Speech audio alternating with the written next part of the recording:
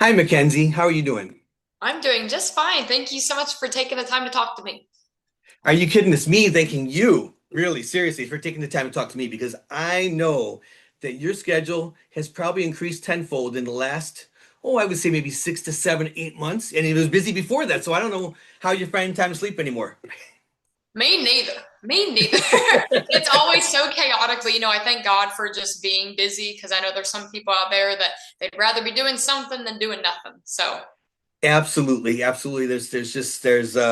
It's a blessing to get out of bed every day. It yeah, certainly is, right? amen.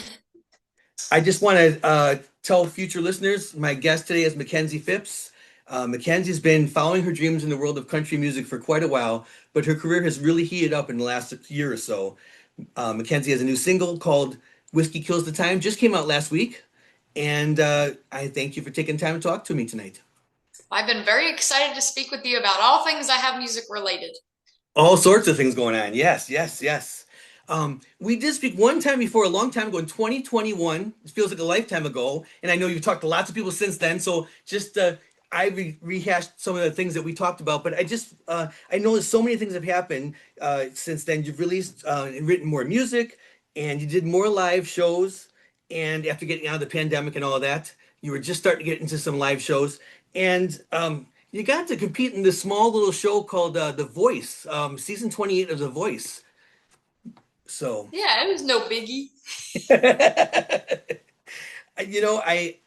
it's such a neat thing, and it's you've done so much before that I feel like it paved the path. Sometimes I'm sure when you have so many interviews, people are like, "Oh, the voice, the voice, the voice." I want to talk about it, of course, and I know you'd like to talk about it, but you did so much before that got you there, which is the important thing for people to understand. You worked so hard to make something like that happen.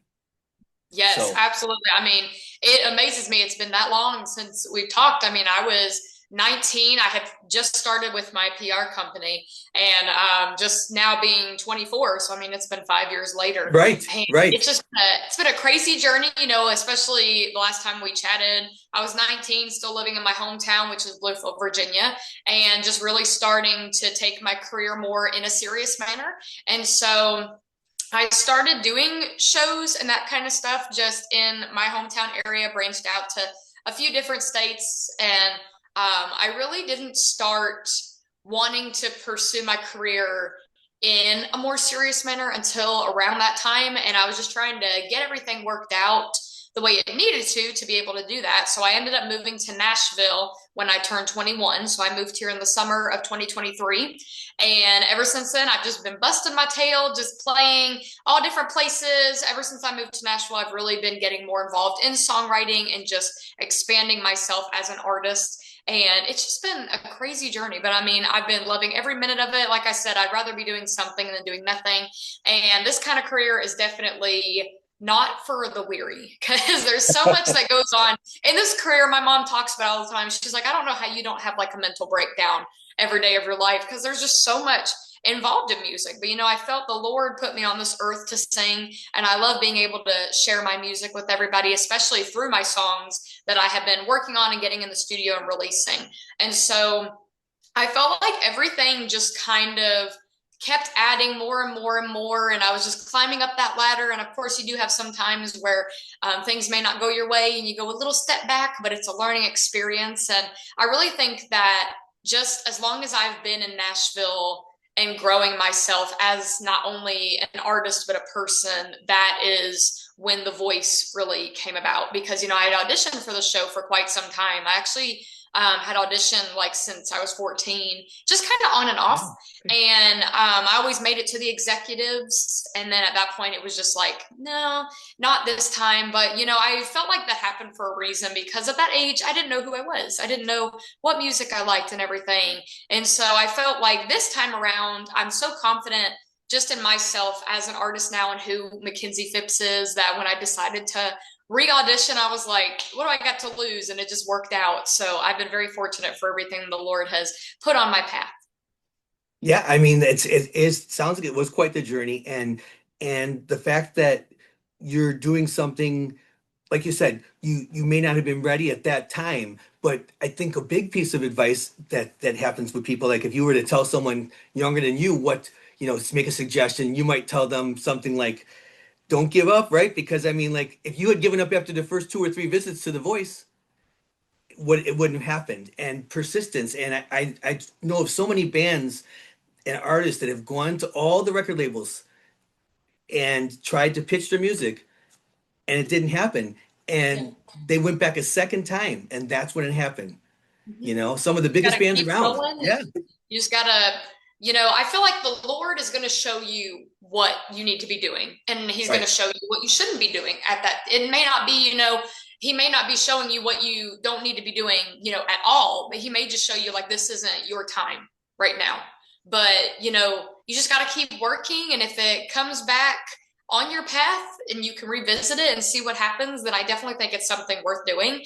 But that's kind of what happened with The Voice. I mean, I just was doing my own thing, and then I saw that they were casting for season 28, and I was like, I'll send in a video. I don't care. So I went and Why sent not? one. I Yeah. got to go perform for the executives, and then they let me know that I was proceeding more through the audition process, and then they just said, "All right, you're going to California," and I was like, this is the farthest I've gotten. And I mean, it was just really insane, just the whole process. But I mean, it was definitely something that was truly life changing. I'm so fortunate to have been a part of the show, and it was just an incredible experience.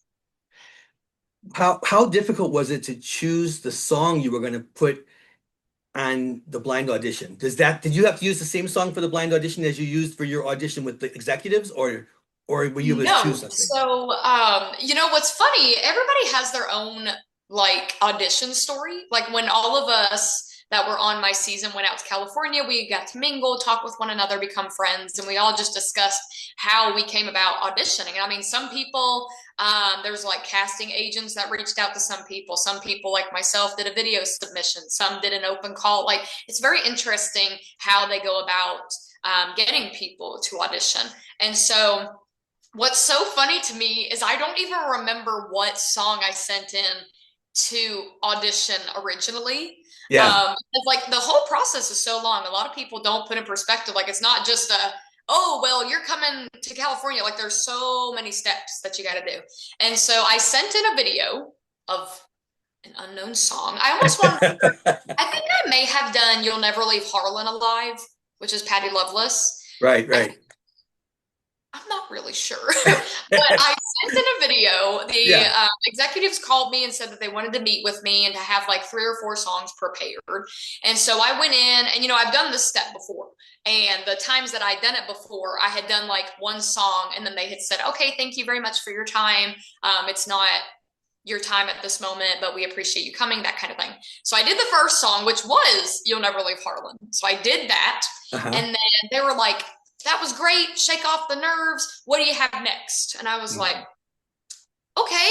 And so next I did Suds in the Bucket. And they were like, "You can just play, maybe a chorus and a bridge, that kind of stuff." And I was like, "Well, the song's kind of like arranged different." I was like, "Let me just play and y'all stop me whenever." And they're like, "Okay." So I started playing the song. They never stopped me. So I sang the whole song, and they were like, "That was great. What else do you have?" And I'm just like, so at this point, I did I Hope You Dance and Great did it song. all the way through.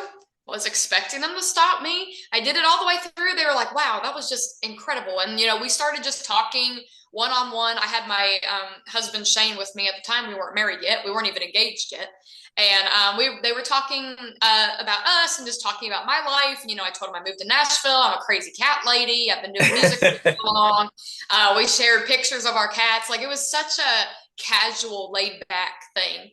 And so they were like, "We just love you and I think you're great. So we're just going to send you to interview." So I went and did interview. And this, mind you, was taking place September 2024. Okay. And Year so before. Yeah. I went and did the interview, and they were like, "Great. Well, you're not going to know until March if you're proceeding." Oh. And I'm like, "That's 6 months." And at this time, Shane and I were planning our wedding. We weren't even engaged yet, but we were Right. planning Okay. our Okay. wedding. Uh-huh. That's a whole different story, though. Like we were planning our wedding before the engagement because they messed up my ring. Oh But no.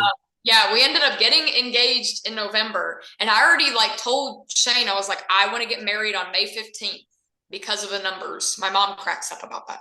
051525. That's what I wanted. Oh, right, right, right. Making it easy on him, you know what I mean? And Sure. so I was like, oh my gosh, like what's gonna happen? So they let me know actually the end of February I was proceeding. And I'm like, I really hope this doesn't happen in May. Please don't.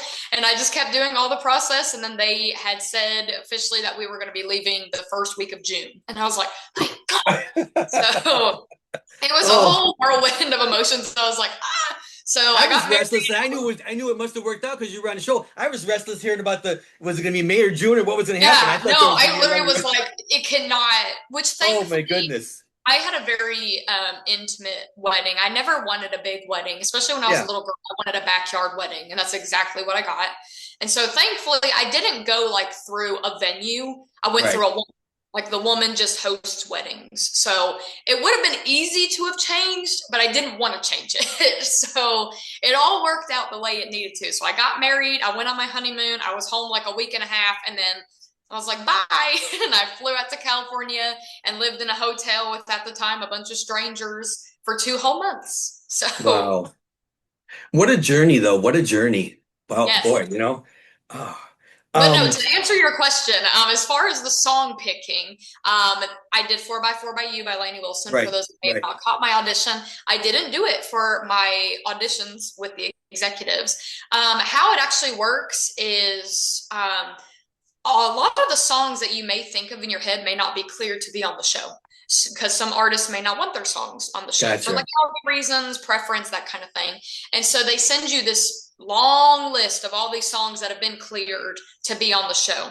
And you just rank the songs 1 through 10 on, one being that's your top pick, 10 being it's an option sort of thing. So like Sure. theoretically, you do pick your song because if you didn't put it on your list, you know, you pick it in some fashion. So 4x4 by You is actually my second pick. Okay. But yeah, and which I was very happy with. I mean, the executives, they helped pick that decision. And I think they picked it for a good reason because it's very vocally showcasing. It's modern. A lot of people know that song. So I felt like it was a good pick compared to what my first pick was. Well, and as you went along with that song, as the song got towards the end, that's when Team Snoop decided to turn around and press that button because it was right. Some of those the higher vocalizations in your voice when your voice was going into a higher place. Those last couple times, those last couple runs, if you will. That's kind of when it clicked in for him. Yes, it was stressful. That man, I will hold him to that. He's put me in the most stressful place in my life, just turning at the very last second. Ah, And for those that didn't get to watch, I was the very last person that auditioned that made a team. So I closed the entire season 28 blind audition. wow, I've watched the whole process for you on through the different medias and to see that, but I didn't see the whole episode. I didn't get to see the whole season. But I was Yes, wondering, like, who was more nervous, your parents or you? me probably. But it was kind of funny because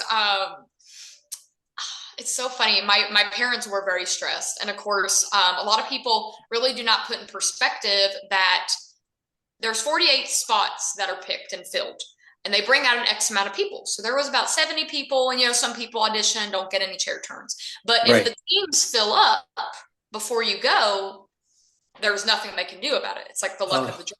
And a lot of people don't put that into perspective. So a lot of my friends and I, we were very worried about not going. And so I was on the last day of auditions. There weren't many spots left at all. And I tried keeping track of how many there were because production actually doesn't tell you. Some people genuinely don't want to know. They want to go out there and give it their best, knowing, whether each coach still has a turn or whether there's one left. They just want to go out and do their performance. I right. wanted, so I was kind of keeping track of how many there were, and I was right. And so I was just backstage and I was like, I'm not gonna get to go. I was like, they're gonna close the whole thing, and I'm just Oh, gonna be back here. So it was very stressful. I was texting my mom the whole time, being like, I don't think I'm gonna get to go.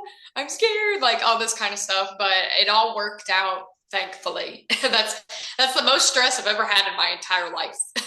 I can't even imagine. I can't even imagine. I can't begin to imagine. But But boy, hopefully in your mind that you're thinking, boy, was it worth it though, just to have Yes, that it experience, you know? was most definitely. Did you get a chance to talk to some of the other judges like off camera? Like did you get to talk to Reba? Did Reba get to give you any advice from one country singer to Right. another? So a lot of times we really don't get to speak to the other coaches only because they're so busy doing different things. Right. The only time you actually see the other coaches that are not your coach is when you're performing.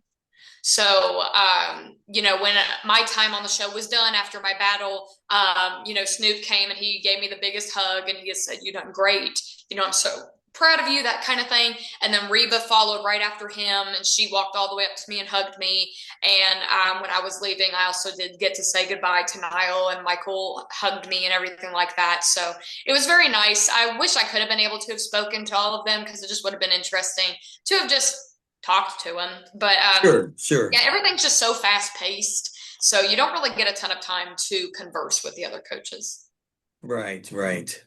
Um, was there a specific bit of advice that you took with you from the show that whether it be from Team Snoop or from somebody else that has gone through a lot of these competitions that was in part of your team, people that you got to know that was the strangers at the beginning, people your age or older or younger, uh, anything that really clicked with you that like, boy, I think about that whenever I'm about to write a song or when I'm about to go on to stage, anything that just like really made an impact or somebody's just their personality, just Right. how Yeah. they carried themselves. I really like how you worded that question because I've had a lot of interviewers ask, just specifically, has Snoop, did he give you any advice, that kind of thing? Right. But to actually broaden it out to like even the Yeah. people and the individuals that The I whole became. experience, the whole Yes. experience, right? Anybody. If I were to answer about Snoop, Snoop was always very big on all of us uplifting and supporting one another because all of us were a family. Like we were Team Snoop, we were a family. He was Uncle Snoop. Like he wanted us to all be brothers and sisters. And that's really how we are. I mean, we'll comment on one another's posts and be like, "That's my big bro," and all that kind of stuff. So he was very big on just supporting one another. And, even like during the battles, I mean, he was like, "This isn't a competition." He was like, "This is you two are working together to give the best product and to just unite." And Right. I really liked that because, especially in the music business, I mean, there's so much emotion in the music world. I mean, there are some people that can be very cutthroat. There's people that really care about what they do and they are going to do whatever they can, no matter who gets in their way, kind of thing. But I just think, definitely being positive and uplifting one another is a really big thing that I've tried to stick by, even from the very beginning when I started music. And so to have him actually be very big on that was just very wholesome. Yeah. And as far as with everybody else that I became friends with, one thing that really inspired me was, as crazy as this may sound to a lot of people that'll be watching this, I just turned 24 last month and I literally feel ancient.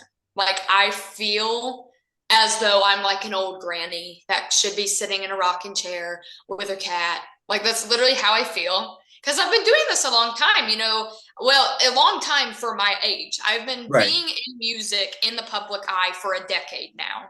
And, sometimes it can be very discouraging in the music industry because it's like you do all this stuff and it's like, oh my gosh, when am I going to have a breakthrough or when is this going to happen and that kind of stuff.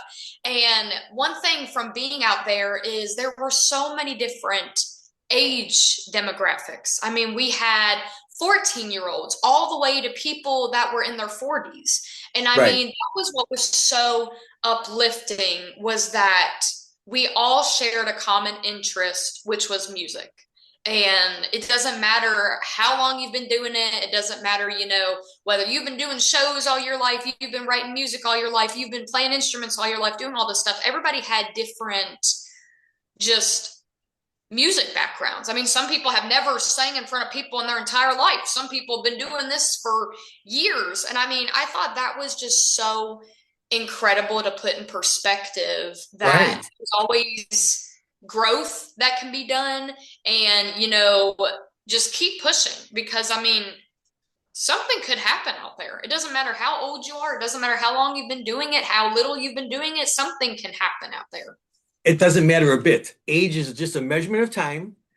It's just a measurement of time when you think about it, you know? And Yes. I've always wanted to write, I write songs, but just as an amateur, I've never submitted anything. I had some songs copyrighted, but I never really did anything with them, so I'm kind of mad at myself. But you know, um, I read about some guy who was like 84 years old who got a Grammy for a song he wrote. He had never had a song out. It was just some song. I don't know what genre, but he was 84. It was his first Grammy. It was his only Grammy, his only like public type of acknowledgement of his music. And I thought, well, then I got plenty of time then. Yes, I got some exactly. time, It's just and you have a lot more time than I have.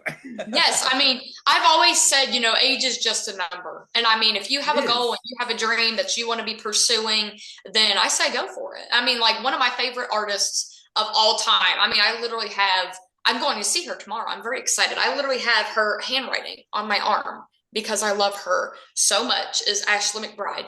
I love her to Awesome. death because she is just who she is. She doesn't care about, how long she's been doing it. She doesn't care. I'm actually fact checking myself.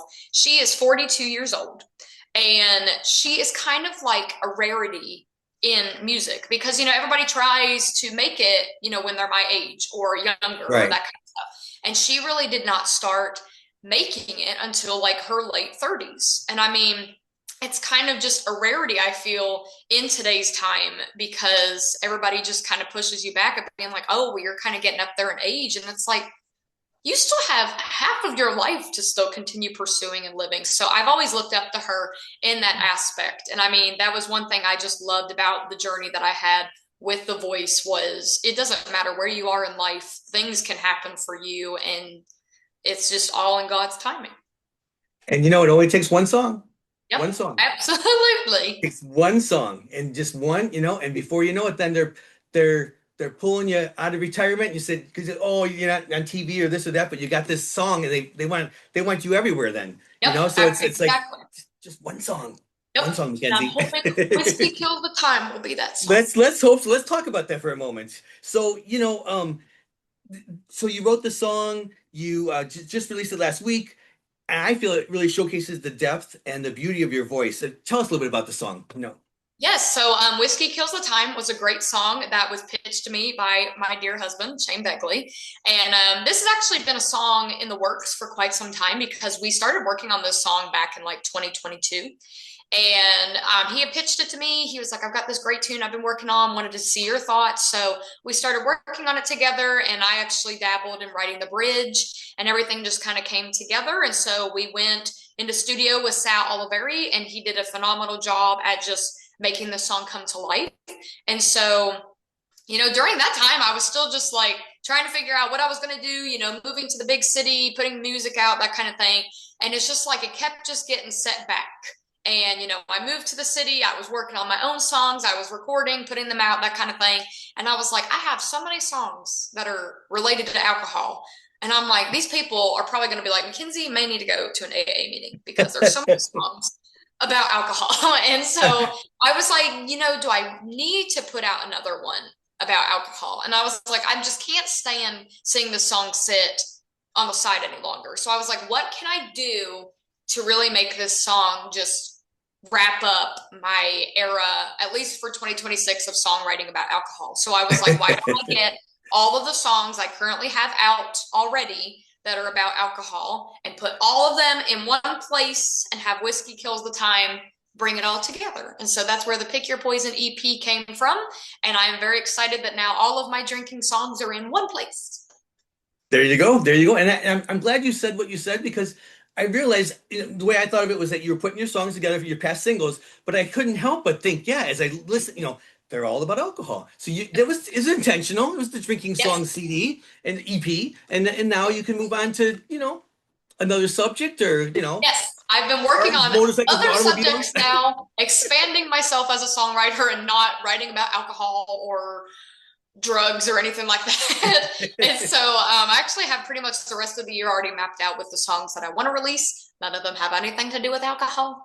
So we're off to a great start. But yes, I'm really excited that this EP is out now. I'm very excited that Whiskey Kills the Time is out so that everybody can go check it out because it is a great song and it's just been sitting in the back pocket for too long. So everybody can go check it out and crack them open a cold one. You have four other songs now that they're hearing together with that.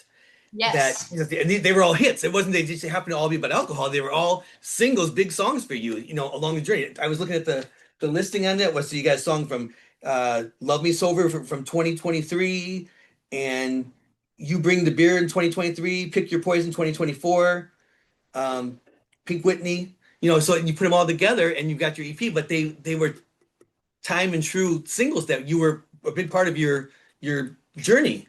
Yes, absolutely. I mean, I'm so proud of how all of my songs are going. I mean, for an independent artist, the stream numbers mean the world to us. And I mean, especially Right. Pick Your Poison being so close to 500,000 streams is just insane to me. And I know people out there would definitely enjoy it, and hopefully they go check it out. That way it can surpass 500,000 streams.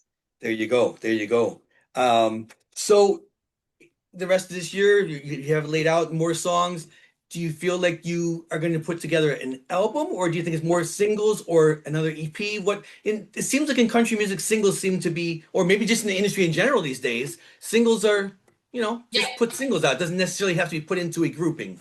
Yeah, no, absolutely. So I do have the rest of the year planned out as far as with singles, but now that I kind of have an outline of all of my songs kind of going out as singles, I feel like it gives me plenty of time to work on an album. I would love to put out an album, and especially like a concept album. Like I loved Ashley McBride's Lindyville. I mean, you don't really hear concept albums anymore. And so I've been really just focusing this year on expanding my music catalog, really diving more into songwriting, not being as fixated on shows because I feel every year I just get so just narrow minded to show, get shows booked. And I'm just like, living in the moment, just doing my thing. I do have shows lined up, but I'm also just very excited to continue just to growing myself as a singer songwriter. And you have a songwriting partner built into your life right there. Yes, I You know, do. so you can both knock ideas off each other, you know, bounce ideas off each other and see what comes up. And the many things that you've done together song wise that have been really, Yes, really cool and performing them absolutely. together because he was in the band when you guys were starting out. And is that how you guys met was when he was in the band? Yes, Shane was my drummer, and then the band ended, and we started doing our own shows together. And so That's I'm very fortunate in this world to have a partner that understands what I do for a living because he does it right beside me. So it really helps a lot, and I'm very grateful to have him in my life. it makes a big difference. It really does to have someone that supports because they know they're doing it too. Yes, absolutely. Well, I know you've got a full schedule of interviews and people to talk to and lots of things going on. So I just want to thank you for the time. Makenzie is very active in social media, I have to tell everybody. So I lots of posts and Facebook and lots of YouTube shorts and videos. And so if you want in her website, tell us the website. It's your name basically. Yes, Correct? my website is MakenziePhipps.com. You can go check me out on any of the social media platforms. I'm on TikTok, Instagram, Facebook, and then I have all my music anywhere you listen to music at. So just want to say we're, you know, very excited for you as you continue this journey and not a not anything to block the time measurement of time. It's just a measurement of time. And I do think as we all get older, I think I see the industry turning a little bit. And you know, there aren't a lot of places for people maybe in their 50s and 40s and 60s to perform their music as a beginning amateur songwriter. I think that's going to shift a little bit because everybody's getting older that was in the music in rock and roll and genres are changing and time is changing. A lot of the veteran, you know, we talked about Queen last time, Adele, all these people, they're all aging. And what's replacing it in the world with multiple singles in the world of pop, for example? You know, what artists are so I think they're going to be looking to people who are that they can relate to at their age, people who are aging, looking at so you know, you got plenty of time to write songs for people. People who are your Yes, age and you're going on a absolutely. journey with them. I'm just keeping the gear going and I'm just continuing with the songwriting and hopefully I get to start co-writing with a bunch of awesome people because I have been trying to get more into co-writing. I actually had my first co-write outside of Shane when I was actually out for the show. So it was something very new to me, but it's something I'm very much looking forward to doing in the future. So I'm really excited just to see what the rest of 2026 has in store. Well, I know that your fans are excited too because I'm sure they just can't wait to see what's next for you because you've got a lot of people out there rooting for you, and I'm one of them. So I hope that things go really well this year. Lots of success to you and Shane on the road with touring and songwriting and all that you're doing. It's gonna be a good year. Well, So, thank you very much. I appreciate that. And I just thank you so much for taking the time to talk to me today. oh, it's my pleasure, and best of luck to you in 2026 here. Thank you.